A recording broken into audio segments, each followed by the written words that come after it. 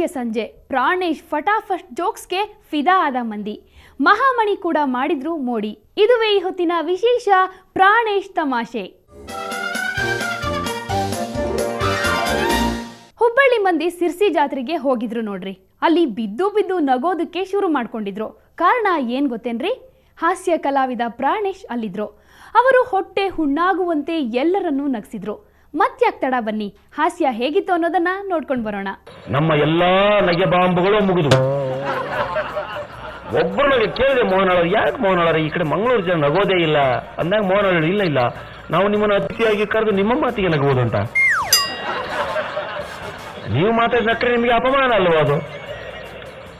ಅಯ್ಯೋ ರಾಮ ಅಂಜನ, ಏನಪ್ಪ ಇದಿಲ್ಲ ಸ್ವಾಮಿ, ನಾವು ನಗಲಿ ಅಂತಾನೆ ಮಾತಾಡ್ತೀವಿ, ಆದ್ರೂ ನಾವು ನಗಾಡೋದಿಲ್ಲ. ನಮಗೆ ಅತಿಥಿಗಳನ್ನ ಕರೆಸಿ ನಕ್ಕರೆ ಅವರಿಗೆ ಅಪಮಾನ ಮಾಡಿದಂತೆ ಅಂತ ನಾವು ನಗೋದಿಲ್ಲ. ಅಪಮಾನ ಆದೋ ಚಿಂತೆಲ್ಲ ನಗರಿ ಸಾರ್ ಅಂತ ಹೇಳಿದೆ. ನಾನು ನಗಲಿಲ್ಲ. ಭಾರಿ ಸ್ಟ್ರಿಕ್ಟ್ ಅಂದ್ರೆ ಸ್ಟ್ರಿಕ್ಟ್ ಜನ. ನಾನು ಕೇಳಿದೆ, ನೀವು ಸಂತೋಷ ಪಡ್ತಿದ್ದೀರಿ ಅಂತ ನನಗೆ ಹೇಗೆ ಗೊತ್ತಾಗಬೇಕು? ಚಪ್ಪಾಳೆ ಹೊಡ್ಕೊಂಡು ನಕ್ರೆ ನನಗೆ ಗೊತ್ತಾಗ್ತದೆ. ನೀವು ಚಪ್ಪಾಳೆ ಹೊಡೆಯಲ್ಲ, ನಗಲ್ಲ, ನನಗೆ ಹೇಗೆ ಗೊತ್ತಾಗ್ತದೆ? ಕೂತಿದ್ದೀವಲ್ಲ ಮಾರಾಯರೆ, ಅದಕ್ಕಿಂತ ದೊಡ್ಡ ರಿವಾರ್ಡ್ ಬೇಕಾ? ಇಷ್ಟವಾಗದಿದ್ರೆ ಯಾವಾಗಲೂ ಹೋಗ್ಬಿಡ್ತಿದ್ವಿ. ಹೀಗೆ ಹೇಳಿದಾಗ ಕರ್ನಾಟಕದಲ್ಲಿ ಎಂತೆಂಥವ್ರನ್ನ ಹೇಗೆ ನಗಿಸ್ಬೇಕು ಅನ್ನೋದು ನಮಗೆ ಸಮಸ್ಯೆ ಆಗಿದೆ. ಕೆಲವರು ಮೌನವಾಗಿ ನಗೋರು, ಕೆಲವರು ನಾವು ಮನೆಯಲ್ಲೇ ನಗ್ತೀವಿ ಬಿಡಿ, ನೀವು ಅಲ್ಲಿ ಮಾತಾಡ್ತಾ ಇರಿ ಅಂದ್ರೆ ಏನು ಮಾಡೋಣ? ಆಮೇಲೆ ಕಡೆಗೆ 2-2.5 ಗಂಟೆ ಕಾರ್ಯಕ್ರಮ ಆಗಿ ಇನ್ನೇನು ಕೆಳಗಡೆ ಇಳಿಬೇಕು. ಇವರೆಲ್ಲ ನಿರಾಶರಾಗ್ಬಿಟ್ಟಿದ್ರು. ನರಸಿಂಹ ಜೋಶಿ, ಮಾಮನಿ, ರವಿ ಭಜಂತ್ ತಂಡದವರೆಲ್ಲ, ನಡ್ರಯ್ಯ ಕೊಟ್ಟಷ್ಟು ಕೊಟ್ಟರು ಇಸ್ಕೊಂಡು ಹೋಗ್ಬಿಡೋಣ, ಇಲ್ಲಿ ಗಿಟ್ಟಲ್ಲ ನಾವು ಅಂತೇಳಿ ಮಂಗಳೂರಿಂದ ಕೆಳಗಡೆ ಇಳಿತಾ ಇದ್ದೀನಿ. ಆಗ ಜನರ ಮಧ್ಯದಿಂದ ಒಬ್ಬ ವ್ಯಕ್ತಿ ಮಂಗಳೂರಿಗೆ ಬಂದ. ಮುಂಡು ತುಂಡು ಡ್ರೆಸ್ಸು, ನಿಂತ ಮುಂದೆ ಏನು ಅಂದೆ, 2 ಗಂಟೆಯಿಂದ ನೋಡ್ತಾ ಇದ್ದೀನಿ, ನಿಮ್ಮದು ಬರೀ ಮಾತಾಯ್ತು, ಆಟ ಯಾವಾಗ ಅಂದ. ನಾವು ಸತ್ತವರು ಅಲ್ಲ, ಇದ್ದವರು ಅಲ್ಲ ಸ್ವಾಮಿ, ಇದೇ ನಮ್ಮ ಆಟ, ನಮ್ಮ ಮಾತೇ ನಮ್ಮ ಆಟ, ಇನ್ನೂ ನಮ್ಮ ಕೈಲಿ ಆಟ ಆಡೋದು ಸಾಧ್ಯ ಇಲ್ಲ ಅಂತ ಅವನಿಗೆ ಸಮಾಧಾನ ಹೇಳಿ ಕಳಿಸ್ಬೇಕಾದ್ರೆ ಬಹಳ ಸಂತೋಷ ಅನಿಸ್ತು. ಆವತ್ತು ಏನಪ್ಪ ಇದಂದ್ರೆ, ಇವತ್ತು ಒಂದು ಅದ್ಭುತವಾಗಿ ನಾ ಕರ್ನಾಟಕದ ಎಲ್ಲ ಕಡೆ ಹೇಳ್ತೀನಿ, ಮಂಗಳೂರು ಜನ ಬಹಳ ಒಳ್ಳೆಯವರು, ಕರೆಸ್ತಾರೆ. ನಗೋದಿಲ್ಲ ಅಂದ್ರೆ 8 ಸಾರಿ ಕರೆಸಿದ್ದಾರೆ ನನ್ನ. ನಾನು ಬಂಡ, ಅವರು ಬಂಡರು. ಸುಮ್ಮನೆ ಹೋಗಿ ನಿಂತು ಮಾತಾಡಿ ಬರ್ತೀನಿ. ಯಾವುದೋ ಒಂದು ಶಾಂತಿ ಇದ್ರ ಮುಂದೆ ನಿಂತು ಮಾತಾಡ್ದಾಗ ಆಗ್ತಿರ್ತದೆ ನನಗೆ, ಶಾಂತಿ ಸಭೆಯನ್ನು ಉದ್ದೇಶಿಸಿ ಮಾತಾಡ್ದಂಗೆ ಆಗ್ತಿರ್ತದೆ. ಆದರೂ ಕರೆಸ್ತಾರೆ, ಬನ್ನಿ ನಿಮ್ಮ ಮಾತು ನಾವು ಕೇಳ್ತೇವೆ, ತುಂಬಾ ಚಂದ ಉಂಟು ನಮಗೆ ಏನು ಚಂದ ಉಂಟು ಏನೋ ನೋಡಿ, 8 ಸಾರಿ ಬಂದಿದ್ದೀನಯ್ಯ, ಇನ್ನೊಂದು 8 ಸಾರಿ ಬರ್ತೀನಿ, 16ನೇ ಸಾರಿಗಾದ್ರೂ ನಗರಿ ಅಂತ ಹೇಳ್ತಾ ಹೋಗ್ತಾನೆ ಇದ್ದೀನಿ. ಅವರು ಕರೆಸ್ತಾನೆ ಇದ್ರೆ ನೋಡೋಣ, ಯಾವತ್ತೋ ಒಂದು ದಿವಸ ಅವರು ನಗಬಹುದು ಅಂತ ಅನ್ಕೊಂಡಿದ್ದೀನಿ. ಈಗ ಅದಕ್ಕೆ ಮಂಗಳೂರು ಹೋದ್ರೆ ನಮ್ಮ ಪ್ರೋಗ್ರಾಮ್ ಶೆಡ್ಯೂಲ್ ಬೇರೆ. ಅಲ್ಲಿ ನಾವೇನ್ ಮಾಡ್ತೀವಿ, ನಮ್ಮ ನರಸಿಂಹ ಜೋಶಿ ಸ್ವಲ್ಪ ದಪ್ಪಗಿದ್ದಾರೆ, ನೀವು ನೋಡಿದ್ದೀರಾ, ಅವ್ರ ಜೊತೆ ಡೋಲ್ ಬಾರಿಸೋದು, ನಾನು ಶಾನಾಯಿ ಊದೋದು, ನಮ್ಮ ಮಹಾಮನಿಯವರಿಗೆ ಚೂಡಿದಾರ್ ಹಾಕಿ ಹಗ್ಗದ ಮೇಲೆ ನಡೆಸೋದು. ಈ ಪ್ರೋಗ್ರಾಮ್ ಅನ್ನು ನಾವು ಅಲ್ಲಿ ಮಾಡಬೇಕು ಅಂತ ಮಾಡಿದ್ದೀವಿ ನೆಕ್ಸ್ಟ್. ಆದ್ರೂ ಸಿರ್ಸಿ, ಯಲ್ಲಾಪುರ ಸಿರ್ಸಿ ಓಕೆ, ಇನ್ನು ಮುಂದೆ ನಾಟ್ ಓಕೆ, ಇನ್ನು ಮುಂದೆ ಕಷ್ಟ. ಅವೆಲ್ಲ ಭಟ್ಕಳ ಗಿಟ್ಕಳ ಅಂತೂ ಅದ್ಭುತ, ಕಾರ್ಕಳ ಅಂತೂ ಗಾಬರಿ ಕೂತ್ಬಿಟ್ಟಿರ್ತಾರೆ. ನಾವೇನು ಬಾಂಬೆ ತಗೊಂಡು ಬಂದಿವೇನೋ ಹಾಕೋದಕ್ಕೆ, ಇನ್ನು ಕೆಲವೇ ಕ್ಷಣಗಳ ಮಧ್ಯೆ ಒಗಿತೀವೇನೋ ಬಾಂಬ್ ಅನ್ನೋ ತರ ಕೂತಿರ್ತಾರೆ ಪಾಪ. ಕರ್ನಾಟಕದ ಒಂದೊಂದು ಕಡೆ ಒಂದೊಂದು. ನಮ್ಮ ಕಡೆ ಒಬ್ಬ ಏನ್ ನಗುತ್ತಾರೆ ಅಂದ್ರೆ, ಕೂತು ಕುರ್ಚಿಯಿಂದ ಕೆಳಗಡೆ ಬಿದ್ದು ಬಿದ್ದು ಹೊರಳಾಡಿ ನಗುತ್ತಾರೆ, ಅದು ಅತಿರೇಕ. ಹಿಂದುಗಡೆ ಬಿದ್ದು ನಗ್ತಾರೆ, ತಲೆ ಹೊಡ್ಕೊಳ್ತಾರೆ, ಮೇಲ್ಗಡೆ ಕೂತರೆ ಕೆಳಗಡೆ ಬೀಳ್ತಾರೆ.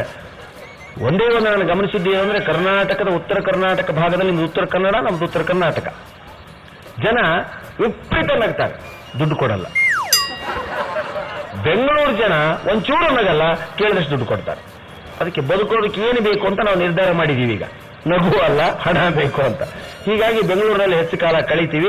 ನಗು ಕೇಳಬೇಕು ಅಂತ ಅನಿಸಿದಾಗ ಈ ಭಾಗಕ್ಕೆ ಬರ್ತೀವಿ. ನನಗೆ ಬಹಳ ಸಂತೋಷ ಆದದ್ದು ಏನು ಅಂದ್ರೆ, ಈ ಭಾಗದಲ್ಲಿ ಬರ್ತಿರ್ಬೇಕಾದ್ರೆ ನೋಡಿದೆ ಎಲ್ಲ ನಮ್ಮ ಉತ್ತರ ಕರ್ನಾಟಕ ನಾಟಕ ಕಂಪನಿಗಳೇ, ಕುಂಟಕೋಣ, ಮೋಕಜಾಣ, ಈ ಕಡೆ ಗೌಡರ ಸೊಸೆ, ಗೌಡನ ದರ್ಪ. ಸಂತೋಷ ಆಯ್ತು. ಉತ್ತರ ಕರ್ನಾಟಕ ನಾಟಕ ಕಂಪನಿಗಳು ನಡೀತದೆ ಅಂದ್ರೆ ನಮ್ಮ ಭಾಷೆಗೂ ಬೆಲೆ ಇದೆ, ಇಲ್ಲಿ ನಗ್ತೀರಾ ಅಂತ ಗೊತ್ತಾಯ್ತು. ನೋಡಿ, ಕೆಲವು ಕಡೆಯಿಂದ ನಗು ಬರ್ತಾ ಇದೆ ಅಂದ್ರೆ ಆ ಭಾಗದಲ್ಲಿ ನಮ್ಮವರಿದ್ದಾರೆ ಅಂತ. ಹಾಗಾಗಬಾರದು.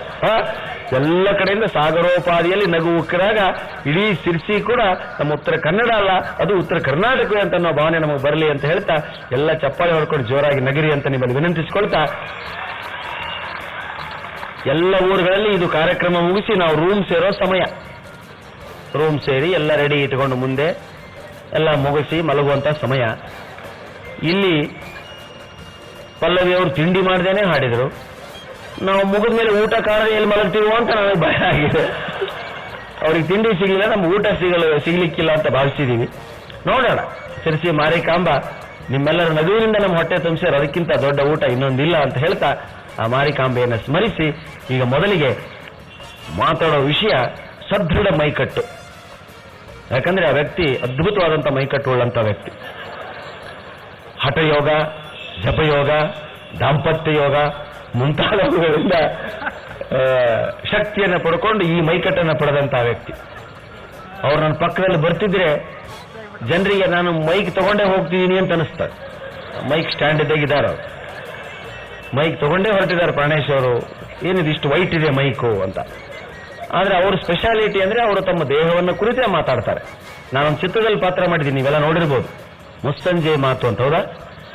ಆ ಚಿತ್ರ ಶೂಟಿಂಗ್ 19 ದಿವಸ ಕಾಲ್ ಶೀಟ್ ನಂದು. ಇವರು ಶೂಟಿಂಗ್ ನೋಡೋದಕ್ಕೆ ಬಂದಿದ್ರು. 3 ದಿವಸ ನೋಡಿದ್ರು, 4 ದಿವಸ ನೋಡಿದ್ರು, 5ನೇ ದಿವಸಕ್ಕೆ ತಡ್ಕೊಳ್ಳೋದಾಗ್ಲಿಲ್ಲ.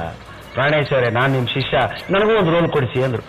ಸರಿ, ಉತ್ತರ ಕರ್ನಾಟಕದವರೇ ಪ್ರೊಡ್ಯೂಸರು, ಹುಬ್ಳಿಯವರು, ಜಯಂಕಾರ್ ನಿರ್ಮಲ್ ಅವರು. ನೋಡಿ, ನಮ್ಮ ಮಹಾಮನಿ ದೂರದಿಂದ ಅನಿಲ್ ಕಪೂರ್ ತರ ಕಾಣ್ತಾರೆ.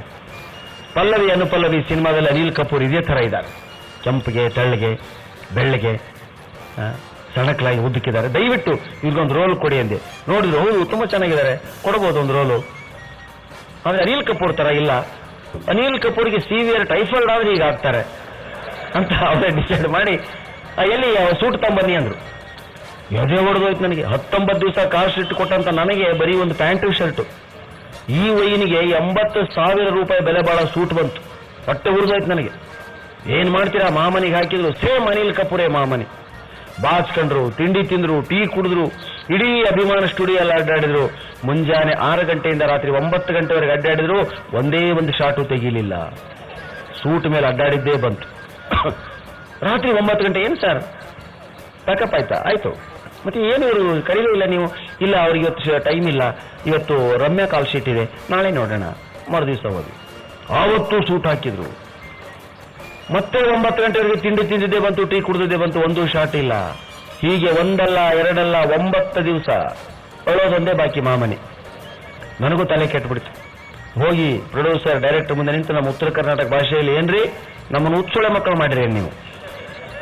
ಯಾಕ್ರಿ 9 ದಿವಸ ಆಯ್ತು ಇವ್ರಿಗೆ ಸೂಟ್ ಹಾಕಿ ಅಡ್ಡಾಡಿಸ್ತಾ ಇದ್ದೀರಾ, ಯಾಕೆ ಒಂದು ಶಾರ್ಟ್ ತೆಗಿತಾ ಇಲ್ಲ?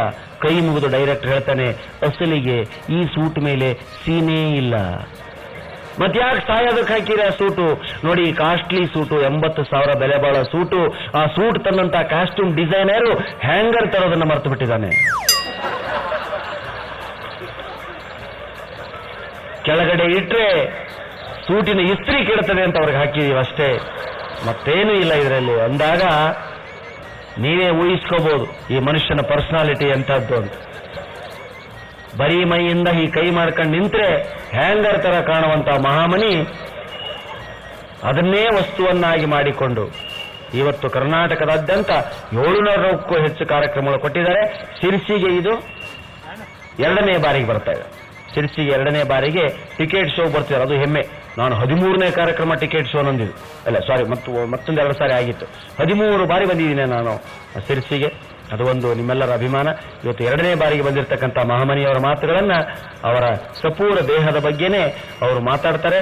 ಅವರ ಮೇಲೇನೆ ಹಾಸ್ಯವನ್ನ ಅವರೇ ಕಟ್ಟಿಕೊಂಡಿದ್ದಾರೆ ಅಂತ ಹೇಳ್ತಾ ಈಗ ನಿಮ್ಮೆಲ್ಲರ ಚಪ್ಪಾಳೆಗಳ ಮಧ್ಯೆ ನಿಮ್ಮ ಮುಂದೆ ಬಸವರಾಜ್ ಮಹಾಮನಿ. ಪ್ರಾಣೇಶ್ ಜೊತೆಗೆ ಅವರ ಶಿಷ್ಯ ಮಹಾಮಣಿ ಕೂಡ ಸೇರ್ಕೊಂಡಿದ್ರು. ಕಾಮಿಡಿ ಕಮಾಲ್ ಇನ್ನೂ ಇದೆ, ಅದಕ್ಕೂ ಮುನ್ನ ಒಂದು ಸ್ಮಾಲ್ ಬ್ರೇಕ್.